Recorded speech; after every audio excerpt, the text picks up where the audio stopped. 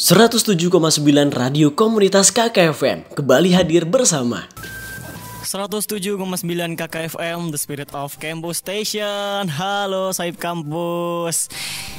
Udah lama banget ya nih barengan Nizamkan di sini, yang pastinya di program talk show. Kita bakalan nemenin kamu selama 2 jam ke depan, yang pastinya kita bakalan membahas seputar hal-hal yang menarik.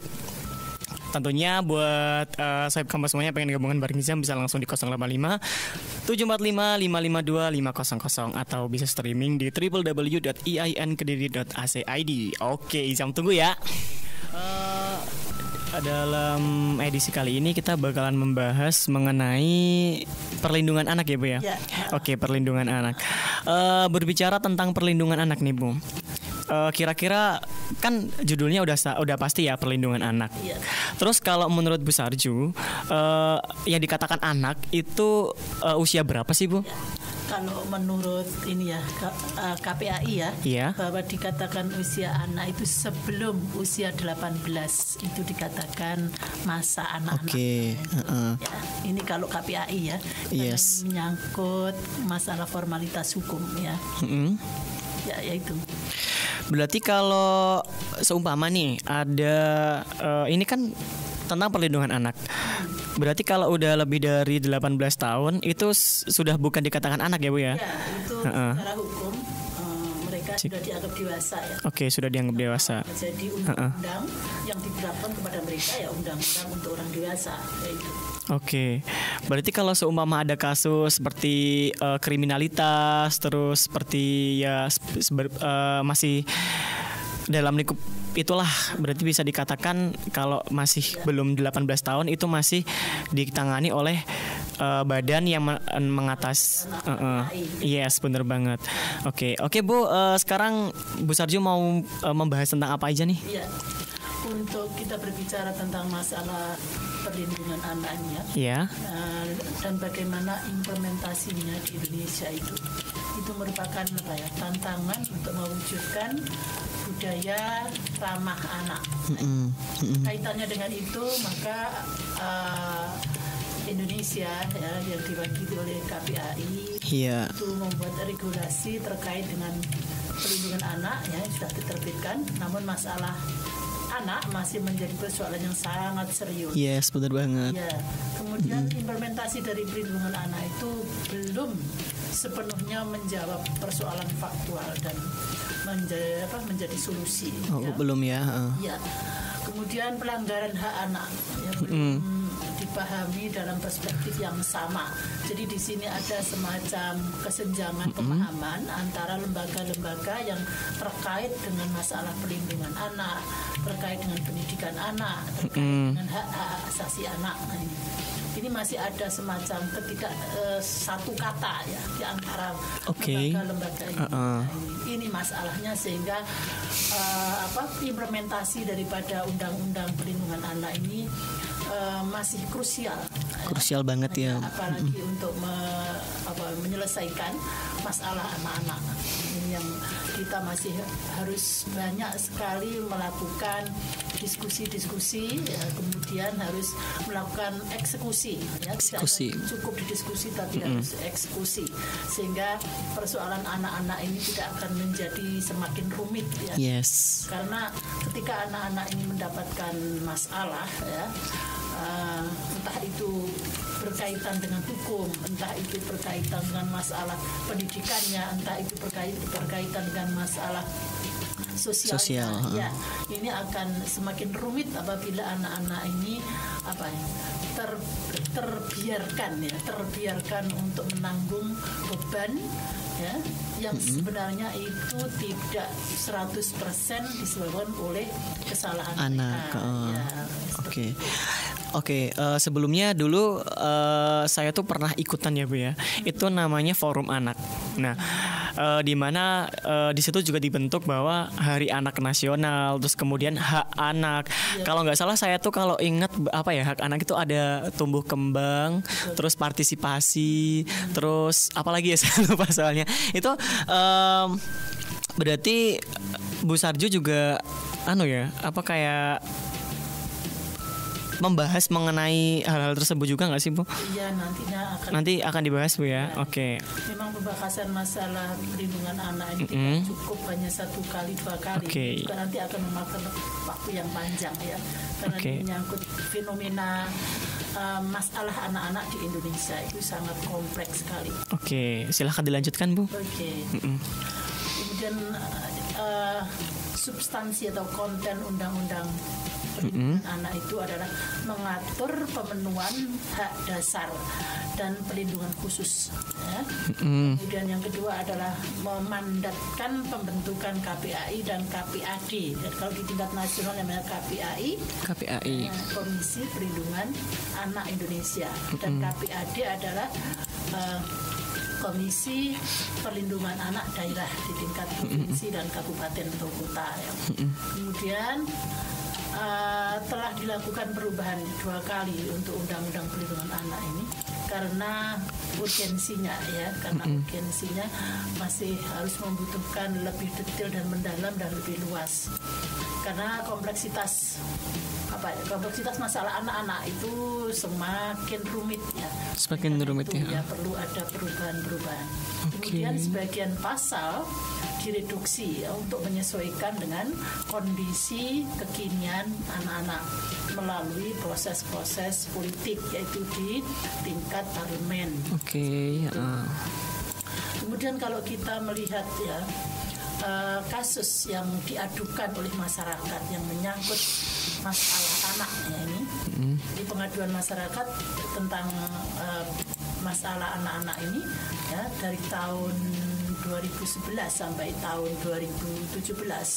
Dari tahun 2011 itu sampai 2014 itu nanjak terus ya. Dari angka 2178 dalam tempo 4 tahun itu mencapai 5066. Jadi ini kenaikannya hampir 300%. Hampir ya 300%. 300% ini 4 tahun.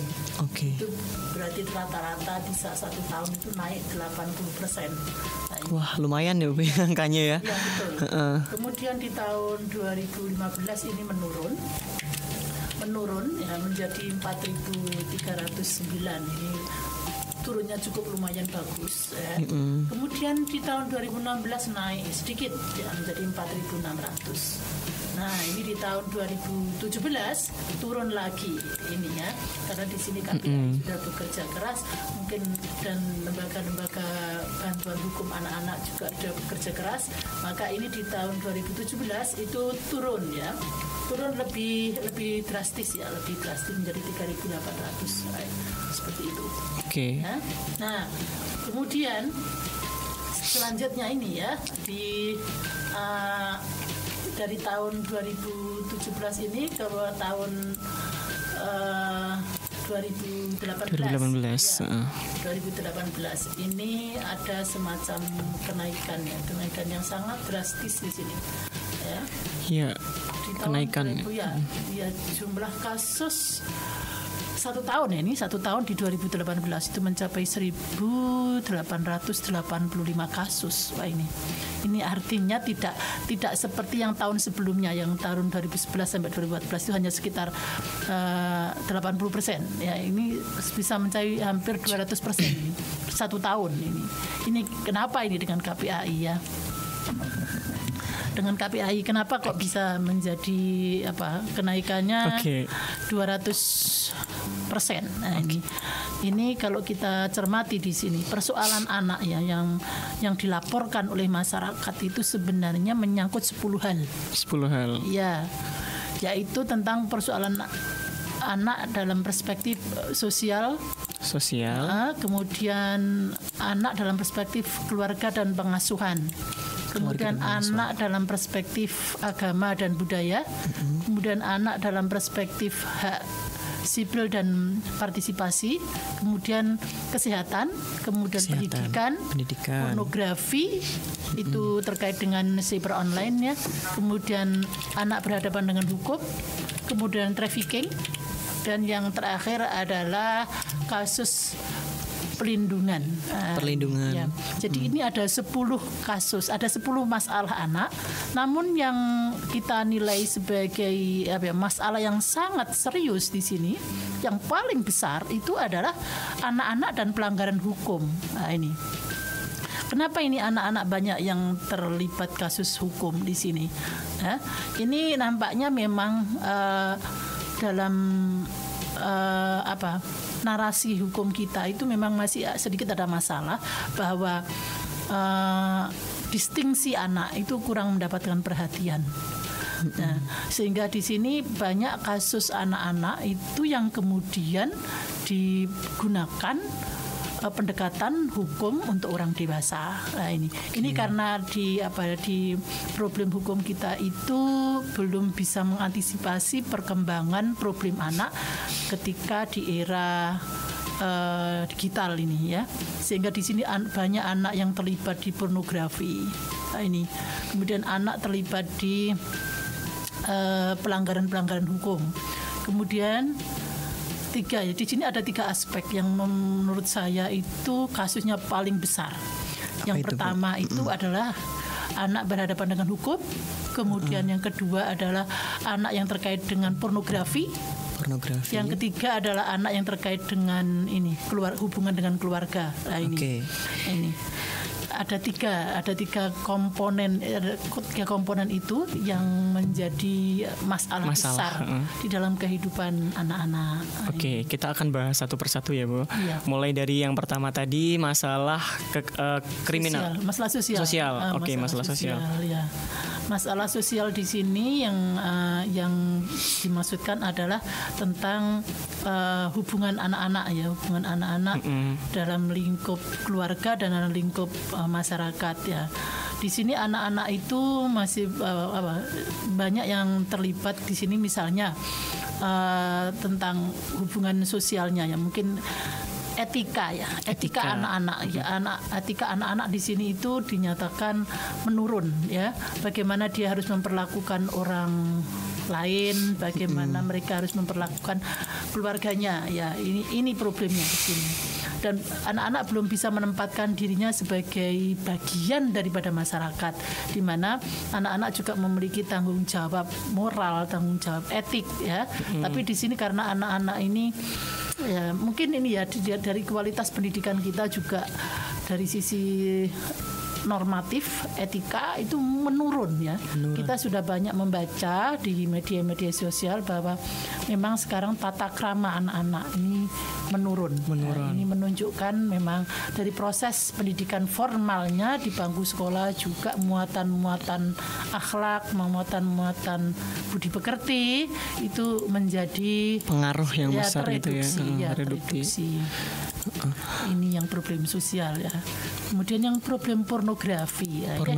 Betul, yang hukum dulu, ya. Hukum masalah hukum, ya, Bu, ya. Ini masalah banyak sekali, ini besar sekali jumlahnya, ya. Ini setiap tahun bisa sampai mencapai 1.200 kasus ini, ya. Nah, ini anak-anak itu kesadaran hukumnya memang masih rendah, ya, masih rendah. Misalnya, contohnya kalau di jalanan, ya, di jalanan dia banyak melanggar lalu lintas, ya.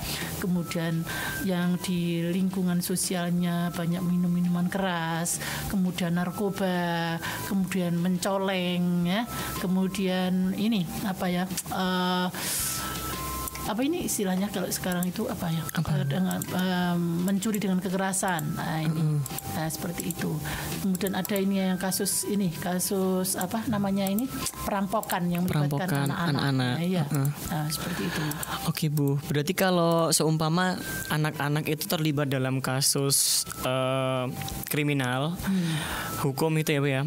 Terus bagaimana cara penyelesaiannya, Bu? Biasanya kan undang-undang itu kan diatur untuk yang seusia 18 tahun ke atas gitu kan, atau dalam lingkup usia yang sudah dewasa. Nah, terus buat anak-anak terus gimana, Bu? Ya, di sini memang untuk hukum untuk anak ini ada perlakuan khusus, ya. Ada perlakuan anak khusus. Itu harus dilakukan pemidanaan misalnya harus dikenakan hukum pidana, maka di sini ada pidana khusus ya, pidana anak-anak itu. Bagaimana proses persidangan anak-anak itu tidak sama dengan proses persidangan orang dewasa. Kemudian bagaimana proses ini apa penyidikan itu tidak sama. Semuanya diperlakukan sesuai dengan situasi psikologis dan perkembangan anak-anak. Kemudian pemenjaraan juga begitu. Pemenjaraan itu ada penjara khusus untuk anak-anak. Oh, ada penjara. Berarti anak-anak sudah bisa dalam kasusnya bisa terjerat kasus itu. Iya, di penjara. Jadi bisa di sana ya? Penjara, iya. Oh, ternyata ada ya. Ada penjara khusus untuk anak-anak ada. Kalau di daerah wilayah Karawaci dan Kediri ini, kalau nggak salah di Blitar ya sekarang ada di Blitar, itu ada penjara khusus anak-anak. Ya, itu khusus untuk anak-anak di wilayah Kediri, Karesidenan gitu. Karesidenan Kediri itu di Blitar. Itu banyak sekali, sampai 300-400 anak itu ya. Nah, dan itu memang di sana itu pola pendidikannya, pola pendidikan masih tetap berjalan. Artinya kalau anak itu misalnya lulusan SMP atau ini usia sekolah SMP, maka di sana juga akan diberikan pelajaran ya. Tapi memang pembinaan gitu ya. Ya kalau dibilang pembinaan itu kan biasanya hanya untuk membuat pembiasaan ya. Tapi kalau ini memang proses pendidikan ya. Jadi memang ada kelas di penjara itu. Kemudian kalau usia SMA atau STM itu juga diberi kurikulum untuk SMA atau STM. Nah, seperti itu. Jadi supaya supaya proses pendidikan anak-anak tidak terputus hanya gara-gara dia harus masuk dalam penjara ya. Oleh karena itu namanya bukan penjara ini ya. Ini lembaga LP anak-anak ya, LPA, lembaga pemasyarakatan anak-anak ya, seperti itu. Berarti bukan penjara ya, Bu, cuma iya penjara khusus anak ya sebenarnya. Rehabilitasi. Lebih tepatnya rehabilitasi ya. Itu kan hanya bahasa yang halus aja ya. Tapi sebenarnya itu secara formal ya, secara jujur itu juga sebagai penjara gitu loh. Karena banyak kebebasan anak-anak yang harus dirampas di situ ya. Misalnya bermain ya. Anak-anak juga tidak boleh bermain seleluasa mungkin ya. Di sana juga dibatasi ya. Nah, itulah ya. Kemudian dengan konsumsi makanan juga sama dengan konsumsi orang dewasa ya. Artinya berapa kali dia kasih makan, minum dan sebagainya itu sama dengan penjara orang dewasa ya. Cuma pendekatannya yang berbeda ya. Pendekatannya yang beda. Yang dihadapi adalah anak-anak ya. Itu.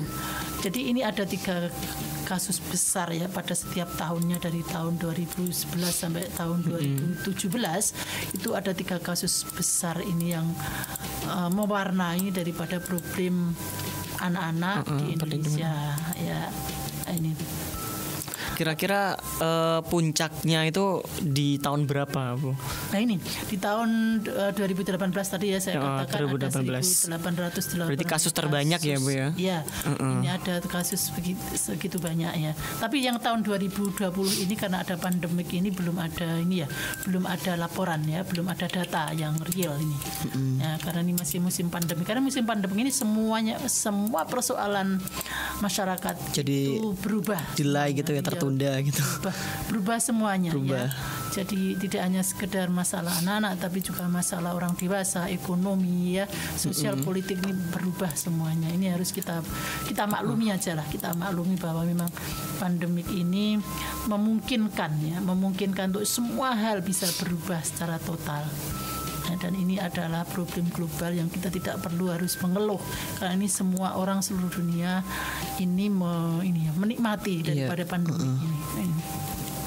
Nah sekarang problem-problem yang dihadapi oleh negara ya, hambatan-hambatan utama yang dihadapi oleh negara dalam masalah anak-anak ini, melindungi anak-anak itu adalah peran negara itu belum sepenuhnya responsif anak ya. Artinya apa? Di sini masih banyak hak-hak anak yang belum bisa dipenuhi secara maksimal. Dan itu semua adalah karena ada problem kelembagaan ya, ada problem politik ya, kemudian ada problem ekonomi juga. Karena bagaimanapun anak-anak ini juga sangat-sangat membutuhkan dukungan-dukungan yang bersifat ekonomi ya. Seperti anak-anak yang putus sekolah, anak-anak jalanan ya, anak-anak pengangguran. Ini juga harus secara ekonomis negara juga sebenarnya harus bisa mengakomodasi dari kebutuhan mereka. Ya, oleh karena itu ya kalau sekarang kondisi negara masih belum bisa memenuhi tuntutan itu ya kita ya maklumi saja gitu. Mau gimana lagi? Kondisi kita ini adalah kondisi bersama. Kemudian tentang literasi perlindungan anak itu belum optimal. Ya, akibatnya kasus-kasus anak itu masih terjadi. Di sini itu referensi-referensi hukum kita itu masih sangat-sangat terbatas ya untuk bisa mengimplementasikan daripada undang-undang perlindungan anak ini. Kemudian di daerah ya. Daerah itu mengalami hambatan untuk inovasi dalam pengembangan model-model perlindungan anak masih sangat terbatas. Contohnya sekarang kalau kita lihat di Kota Kediri ini ada anak yang terlantar ya. Anak terlantar. Kemudian kalau mereka itu di jalanan, kemudian oleh polisi Satpol PP itu kemudian ditangkap ya. Kemudian setelah ditangkap itu dikemanakan misalnya seperti itu ya. Itu seharusnya rumah singgah di Kota Kediri itu harus layak. Artinya di sini ya bahwa rumah singgah itu bisa memberikan pelindungan yang maksimal kepada anak-anak baik secara fisik, secara sosial, pendidikan juga ya. Iya seperti itu ya. Tapi kan kemudian ada keterbatasan ya.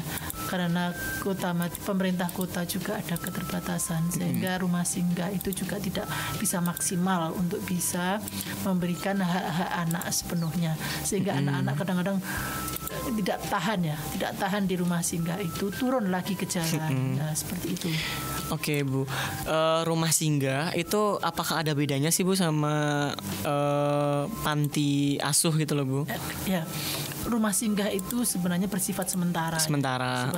Kalau panti asuhan itu kan memang menetap. Oh menetap. Dan, ya, berarti cuma untuk pelatihan atau apa? Ya, memang rumah singgah itu hanya sementara memberikan tempat pada anak-anak untuk apa ya? Jika mereka harus ngamen di jalan, itu ada rumah ya, ada rumah yang bisa tempat mereka kembali untuk apa ya? Melepas lelah ya, untuk mandi, untuk istirahat, untuk bisa bermain. Singgah ya Bu ya. Rumah singgah ya. Namanya rumah singgah itu hanya sementara sifatnya gitu. Tapi kalau panti asuhan itu kan memang menetap ya. Mereka memiliki program yang itu harus bisa mengentaskan anak-anak sampai kepada usia yang dirasakan cukup untuk bisa mandiri. Itu kalau di panti asuhan ya. Kemudian yang berikutnya adalah bahwa peran media itu belum bisa ramah anak. Belum bisa ramah anak. Ya, maksudnya gimana Bu? Ya itu kadang-kadang kalau ada peristiwa-peristiwa kenakalan anak itu media massa itu ya. Itu kadang-kadang cara penyajian beritanya itu tidak bisa melindungi privasi anak-anak. Ya. Karena peran media itu kan memang memburu keuntungan. Jadi hak anak tidak bisa dipenuhi. Jadi mereka itu secara vulgar memberitakan, misalnya si anak si A ini melakukan ini itu dengan vulgar lah, pokoknya vulgar ya. Kalau saya menggambarkan vulgar untuk perbuatan anak-anak itu kan kadang-kadang seakan-akan anak itu ya orang dewasa kecil yang berbuat salah kan begitu ya. Harusnya berbeda ya Bu. Berbeda. Karena dalam konteks usia juga berbeda. Betul. Nah, kemudian tentang masalah ini isu terkini dari anak-anak ini ya.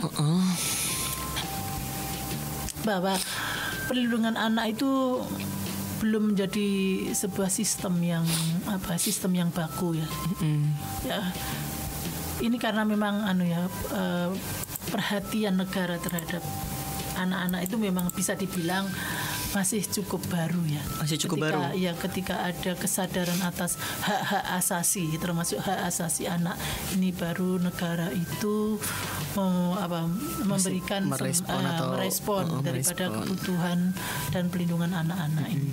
Yang pertama itu adalah memang ketika perlindungan anak belum menjadi sistem, maka di sana ada aspek normatif ya. Aspek normatif yaitu undang-undang perlindungan anak yang belum sepenuhnya senafas dengan undang-undang yang lain. Oke, Bu. Mungkin nanti kita lanjutkan di segmen selanjutnya ya, Bu ya. Oke, kita istirahat sebentar. Buat Sohib Kampus semuanya pengen gabungan bisa langsung ada di 085 745 552 500. Halo, di sini masih bersama dengan Izamkan dan juga Bu Sarju. Kita masih membahas seputar kasus perlindungan anak nih ya. Oke, sesuai dengan segmen yang tadi kita membahas tentang 7 langkah menegakkan ramah anak ya Bu ya, membangun bumi ramah anak. Oke, ramah anak. Ramah anak itu maksudnya gimana, Bu? Sekarang ini sedang baik di lembaga pemerintah maupun di lembaga swasta. Ini sekarang masyarakat sedang intensnya tentang membangun bumi ramah anak. Ada penghargaan terhadap pemerintah kota yang ramah anak ya. Kemudian ada pembangunan wilayah ya, pembangunan wilayah yang sekolah yang ramah anak, masjid ramah anak ya, pasar ramah anak. Sekarang pokoknya semua mengarah kepada ramah anak. Ini suatu hal yang bagus sekali. Bagus ya Bu ya. Bagus sekali. Ini artinya bahwa kesadaran akan kepentingan ya anak-anak itu sudah sangat berkembang dengan baik. Maka di sini ada semacam konsep ya. Ada 7 langkah yang strategis untuk bisa membangun bumi yang ramah anak. Misalnya yang pertama adalah membuat inovasi program-program yang ramah anak. Nah, ini misalnya kalau dulu itu anak-anak misalnya di sekolah saja. Sekolah itu anak-anak itu harus dengan strength ya, artinya waktu itu dibuat sedemikian ketat ya, anak dijadwal sedemikian ketat. Itu sebenarnya kalau secara psikologis itu juga tidak baik ya untuk anak-anak, untuk tumbuh kembang anak-anak ya. Karena kalau waktu anak-anak itu banyak digunakan untuk belajar, maka mereka juga kehilangan masa bermainnya. Terutama anak-anak yang masih TK. Anak-anak TK itu seharusnya anak-anak yang harus banyak ruang dan banyak waktu untuk bermain. Banyak waktu untuk bermain. Masa TK itu hanya masa 2 tahun ya. Dan dulu itu ada aturan bahwa masa taman kanak-kanak tidak boleh diajari menulis, diajari membaca itu tidak boleh. Tidak boleh. Berarti hanya untuk bermain. Hanya untuk bermain, berinteraksi. Ya, tapi karena kemudian ada semacam persaingan kualitas mutu sekolah ya, akhirnya TK itu sudah diajari membaca, menulis, sehingga nanti kalau keluar dari TK itu bisa diterima di SD favorit sehingga kemudian lembaga pendidikan TK itu tidak berjalan sebagaimana mestinya. Nah, kemudian di masjid juga begitu ya, karena ketentuan agama maka anak-anak kalau bermain di masjid nggak boleh lari sana sini, ini mengganggu orang sholat. Ini juga tidak baik sebenarnya seperti itu ya, karena masa anak-anak ya namanya anak-anak ya bermain, ya pelayon, ya guyon, rame, ya itu sudah masa anak-anak. Nanti kalau sudah menjadi remaja dia juga tidak akan melakukan itu lagi gitu loh ya, karena ciri anak-anak yang memang anak-anak ya bermain gitu loh, anak-anak yang bebas. Memang anak-anak harus merdeka sehingga anak-anak berkembang ya tanpa ada hambatan-hambatan. Nah, seperti itu ya. kemudian sekarang kantor-kantor juga sudah di ini ya, sudah di apa ya, di semacam difasilitasi ya untuk ruang anak-anak. Di setiap kantor sekarang sudah ada ruang bermain anak-anak. Itu sudah bagus itu. Jadi kalau ada ruang kantor pelayanan kemudian menyediakan ruang bermain anak-anak, ini bagus sekali, bahwa ketika orang tuanya itu harus mengurus sesuatu kemudian mengajak anak, maka anak bisa bermain di situ ya, tidak kehilangan waktu untuk bermain. Ini bagus banget. Kemudian lembaga-lembaga ya, lembaga-lembaga pengasuhan anak juga diperbanyak sekarang, sudah banyak sekarang bagi orang tua yang bekerja, kemudian anak-anak harus dititipkan. Ini sekarang ada lembaga penitipan sehingga anak-anak tidak terlantar ketika orang tuanya bekerja. Dia dititipkan kepada lembaga yang resmi, lembaga yang memiliki pola atau konsep pendidikan anak-anak yang baik, seperti itu. Ya. Kemudian norma atau kebijakan yang ramah anak ya. Kebijakan. Ya, sekarang anak-anak itu tidak boleh ya, anak-anak ngemis di jalanan. Nggak boleh. Kemudian anak dipekerjakan ya.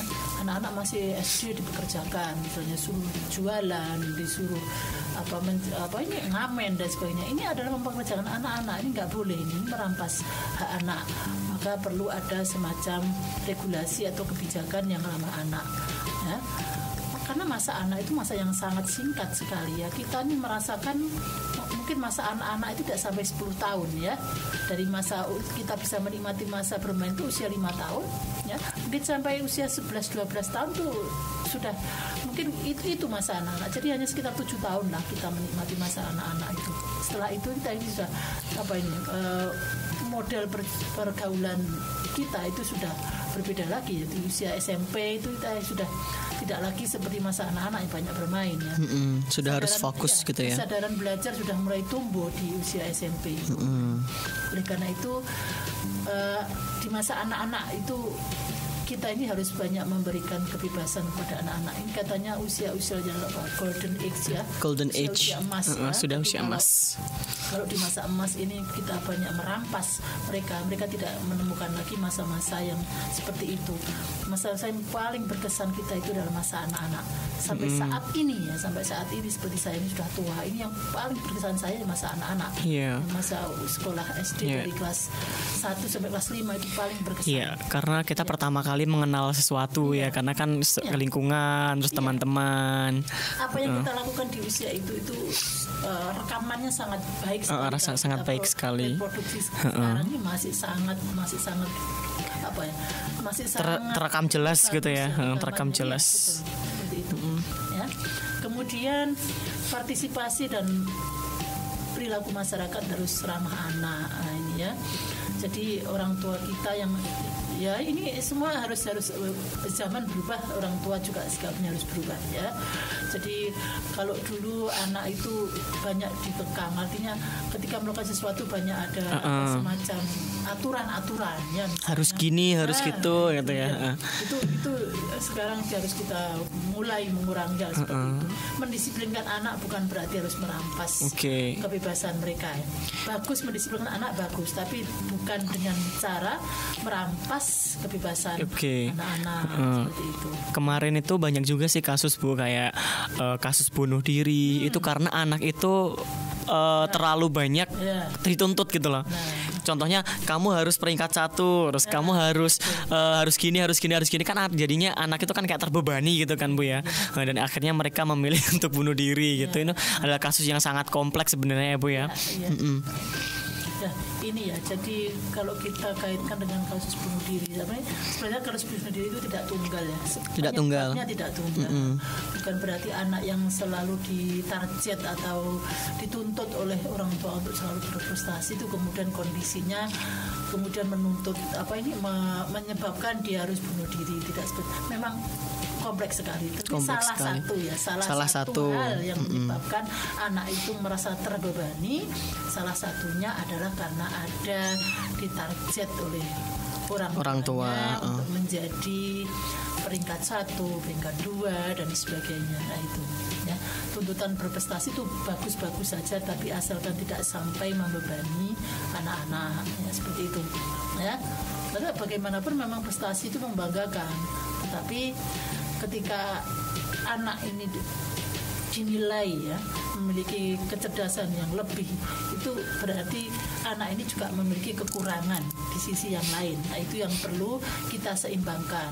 Jangan sampai anak ini karena menjadi cerdas kemudian hal-hal lainnya, misalnya tentang masalah hubungan sosialnya dengan orang lain itu menjadi berkurang. Ini juga akan mempengaruhi daripada kepribadian anak-anak ya, seperti itu. Kemudian yang lainnya adalah memenuhi hak dasar dan pelindungan pada anak-anak. Nah, ini namanya pemenuhan hak anak-anak ya. Hak anak itu apa ya? Satu, hak anak itu adalah mendapatkan perlindungan dari orang tuanya, mendapat perlindungan dari lingkungan masyarakatnya, mendapat perlindungan dari negara. Nah, benar ini banget. yang harus kita jalankan sebagai orang tua supaya anak-anak tumbuh berkembang sesuai dengan potensi yang dimilikinya, sehingga anak-anak ini bisa tumbuh maksimal, karena anak-anak ini adalah generasi yang akan memikul tanggung jawab masa depan. Iya benar banget.